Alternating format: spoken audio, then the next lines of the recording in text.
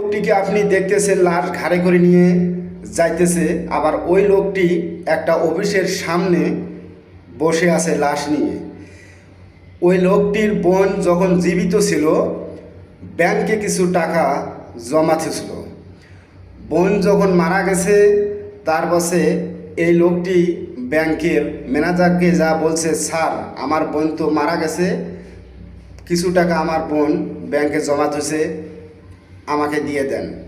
তখন ওই ব্যাংকের ম্যানেজার বলছে ঝাড় টাকা তাকে লাগে। কিছুদিন ঘোরাঘুরির পর বাধ্যমূলক বোনের লাশ কবর থেকে তুলে ওই অফিসের সামনে নিয়ে গেছে ম্যানেজারের দেখার জন্য। বলে দেখেন আমার বোন মারা গেছে, তার টাকাটা আমাকে দিয়ে দেন।